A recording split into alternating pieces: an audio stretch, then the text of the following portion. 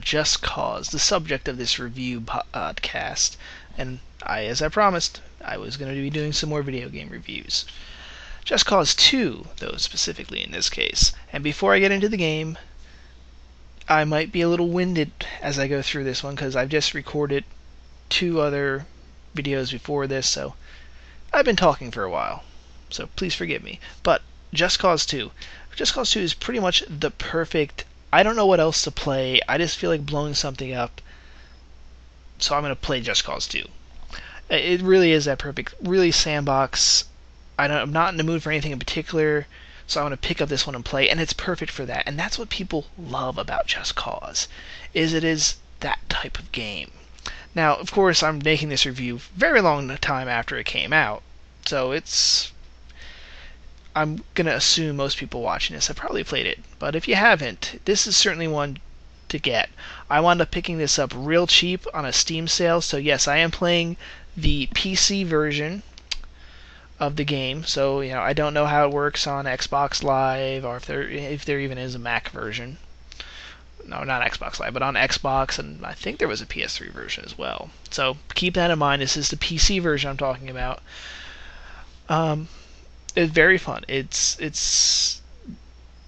really is. It's truly the most sandbox of the sandbox games. It gets what is fun to do in a sandbox game, which is something that a lot of these sandbox games have seemingly forgot. Like Grand Theft Auto really forgot what made Grand Theft Auto fun in Grand Theft Auto 4, and that's why a lot of people say they hate Grand Theft Auto 4, because I felt so restricted playing that game. Outside of the whole your cousin calling you every 2 minutes.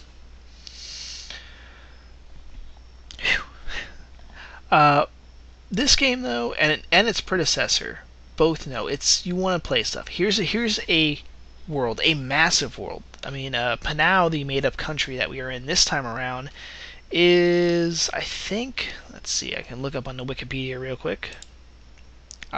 500 square miles of land. Now, of course, it's a lot of the little towns are the same, a lot of it's woods that are the same, but it's still fun to play around in, because you can just, drive and drive and drive and drive and drive and drive, and you're constantly hitting something new. Or you can find a really fast jet and fly across the map, and it still takes a few minutes. Well, depends on what jet you get. To do all that. So it is fun, because there's always something new to do. You can play this game for, well, not forever, but I played about 30 hours of Just Cause 2, and there are still new towns I'm coming across. I was like, what is that? Oh, there's a little town down there. Oh, that's a military base. Time to blow stuff up. You constantly are hitting that. You're constantly finding new little developments. I still haven't even finished all the side quests. The one thing, though, that Just Cause 2 is lacking is the main story missions. There's about 5 of them. That's it. There's also, they added something new in this game. In the first Just Cause, there was one rebel faction and a cartel that worked with them, and then there was the government and a cartel that works with the government. So there was really only 2 sides to conflict. They tried to do, we're going to make this even more complicated by adding these gangs.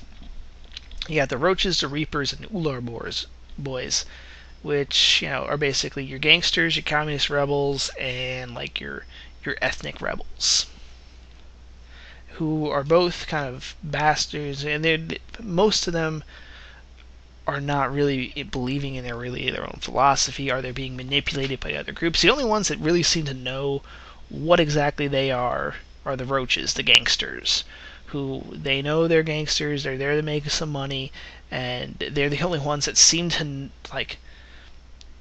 know what's actually going on with why the Russians are supposedly supporting them, and everybody else has a faction that's supporting them, but they don't realize the faction is going to screw them over. The Russians seem the only ones that aren't going to screw their patsies over, because they know exactly what's going on. But this really is not a story. This is not a game you get into for the story, but there's a bit of a downside with this, is you unlock areas of influence for the different factions, but there's no way to, if you pick a faction you want to support, you can only get to its maximum natural size. In the original Just Cause, you started off with, like, you had to gain territory as you had to fight and push the government out of territory. Here you don't really ever have that happen. You gain a couple of bases and your guys kind of just hang out there a bit. Like, you'll maybe notice one or two cars driving around. You never really feel like you're accomplishing anything. And if you have a faction you really want to support and have win, well, there's no way. The only thing it can do is accumulate about a third of the map in influence, not even actual control. After you liberated a town in the first Just Cause, the government soldiers would not patrol there. You occasionally see some guerrillas patrolling it. The flags in the town would change, and I was hoping they'd stick more with that dynamic. It's one thing if you're going to add multiple factions so everyone can kind of pick their own flavor to go with. I really think they should have brought that back, because one, it felt like you were really fighting a war in the first one, in that you had to campaign through each province,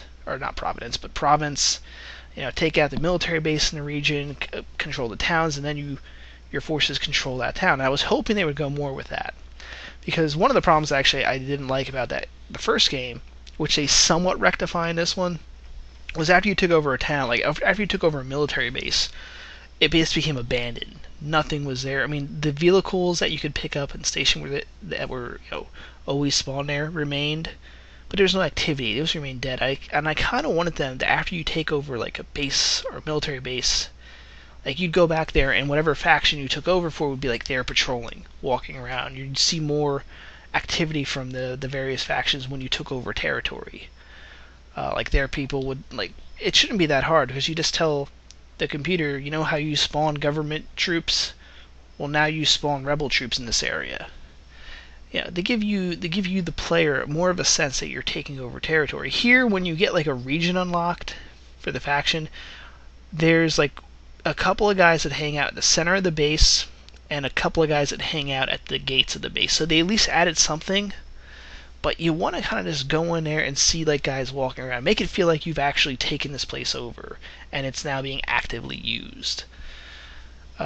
Same thing with the villages. You don't liberate the villages. You can get them completed by blowing up certain things and finding boxes of various bonuses, which is all fine and dandy, but you kind of wish you could actually fight and take over each town.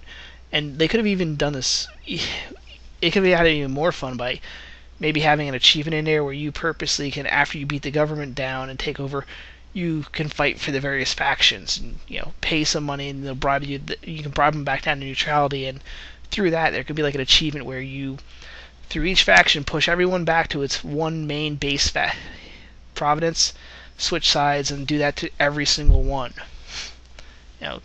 Called Endless War or something. That would have been fun, and then of course added more replayability. The fact that you can constantly go and refight over territory. It would have been fun. Of course, they had grappling hook in this game. Amazing. Sorry if that's a bit of a jarring transition there, but the grappling hook really is what makes this game a little bit unique, and they found a good way of being able to travel in this world, because there's plenty of open world games, but there's not too many that are 500 square miles. So to be able to get across quickly, you sometimes need to cut across, land. So you can combo with the grappling hook and your parachute to really travel fast, get on some sort of vehicle, cut across a ravine, because that can be one of the downsides of a map this big, is it takes some time. On the plus side, it means there's always new places to go, and they do a very good job of that, where there's more unique feeling areas. They do add regions. So you have one island that's primarily, tropical. Actually, that's kind of the default area, tropical. There's one major city, which is very urban. They have one island that's primarily an arid desert, and another area that its interior is all high mountains. Which, this is all fine and dandy, but I think there's a downside to doing this, and that is it makes the world feel smaller, because you can look and see the different areas. I think in the first Just Cause, the map seemed bigger because it was all one jungle. So it became, when you're looking out into the distance, you couldn't notice, hey, that's the That's the whatever island. It became harder to recognize that. But when you're looking out in the distance, you can see the desert. You're more aware of the limitations of the map. So I think if they go through and make another game, yeah, have the city, but at the same time, pick this one terrain really and kind of stick with it. What else is there to talk about? And I know we shouldn't say the gameplay is not the best, I must admit. It really, this game overcomes its poor gameplay by just being a really fun sandbox and just being able to take stuff and just go with it. This jump on some. You can just jump on somebody's roof and they'll continue to drive with you up there as you kind of shoot your grappling hook at cars. And this is a really nice feature. They added so you can actually hook the grappling hook to like something else, including stationary objects. So you'll be jumping on somebody's car, a truck will pass you by, and you'll shoot the grappling hook on the truck, and then shoot it on the ground in front of it. You can see, go like the Dark Knight where it flips itself over, which is surprisingly fun to do. Not as fun as getting an attack helicopter and just blowing shit up, but another thing I liked about this game is it's very self-aware. It knows it's a stupid action game. It doesn't try to be anything greater. The villains are kind of ridiculous. The heroes and, allies, if you can call them that, are kind of ridiculous. And it adds more to that. This, you're supposed to have fun with this game and just do whatever. As for what they could do for a Just Cause 3, 1, keep the map the same size or even bigger. Don't shrink the map. The huge size of the map is what makes this game so fun to do. And gives you always feel like you can do something new, because even if you've been to an area before, the map is so big that you've probably forgotten half the places you've been to, and it's like rediscovering, I remember this town, but I forget everything that's in it. So if they do a Just Cause 3, I don't know, they'll probably change locations. We had the first one in South America, this one in a fictional Southeast Asian nation. I think the next one, probably they should go with a Middle Eastern country. Obviously, do another makeup, something kind of inspired by Bahrain or something, a small island nation in the Gulf. Actually, that would fit quite well, since there's always an underlying theme of oil. That's how these small countries can afford all this military equipment, is they have ridiculous reserves of oil. So, I would like that one. We would lose the tropical environments most likely, unfortunately. If not, or go something even crazier. Go an island nation in the middle of the Baltic Sea, so you get a ex-Russian flair. If you want to bring back the factions, that's fine. But I say bring back the gameplay or the territory conquering from the first Just Cause, where you can conquer the entire islands or the entire country, but you have to fight for each and every province. You almost have to fight in every town and take every town over. That way you really feel like you're fighting through an entire war. You might even be able to add a little element where you can add strategy. But more importantly, and I know this is a bit of a nitpick, but add it so when I take over territory, it feels like whatever faction I supported there has taken it over. If it's a military base, don't just have a few guards at the gate. Make it so the military base is as active as it was with the government. Have patrols going all over the place. If you've got script where if they're in a base, they start lining up and doing training. Do that with the rebels too. Same thing if I go into a town. If the town's controlled by the rebels, have there be rebels kind of walking around in the town patrolling. Maybe give me more of a sense that the town feels more relieved now that they've been liberated. Oh, and I almost forgot to add this, but in the first Just Cause, there was also a kind of build-up as you got more stars. So as you first started causing chaos, you'd have police forces come after you, and then you'd build up to heavy SWAT units, and then it'd be the military.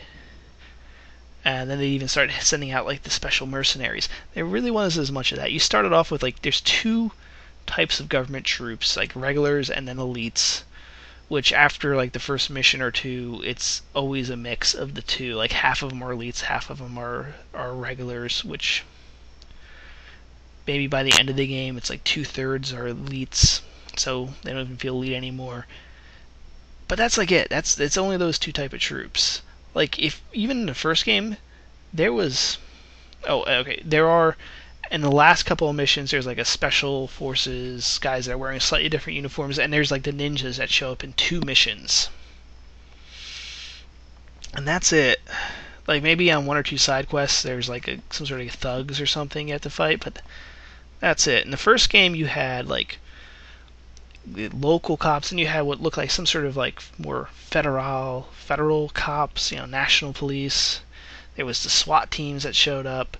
You had even within the military when they got deployed, there was like troops that were light, there were heavier armed troops, and then there were even heavier armed troops, like the guys that had full body armor. Like first you just had the really light troops with small guns, and they just had a hat. Then it was the guys they had slightly better guns, but they had a helmet on, and then they had the troops that had even better equipment, bigger guns, and like had bulletproof vests. And then after them, you had guys that were these mercenaries, the Black Hand.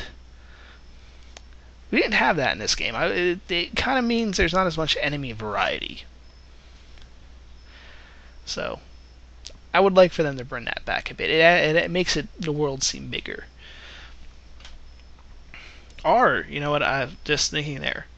We were talking about Just Cause 3. What might be kind of cool to add is, it's always now been, the government, we have got to support some small rebel group and have them overthrow the government. Maybe the next one should be like Rico coming in to save the government. Like there's a rebel like terrorist organization that's almost overthrown the government. They're stuck in like one last pocket that they control, and now it's Rico has to help the government retake the country. It'd be a nice way of kind of inverting its own tropes. Anyway, what's my recommendation? Buy this game. This really has become like the default game where like I feel like playing something, but I don't know what to play. Let me play Just Cause 2. It's always something I'm having fun with, even if it's just grabbing a jet and it's like strafing bases and blowing stuff up. It's fun. And it's fun to also kind of world explore and find different stuff. The only thing I wish is there was more mods for it, because there's really not a whole lot. There's some good ones.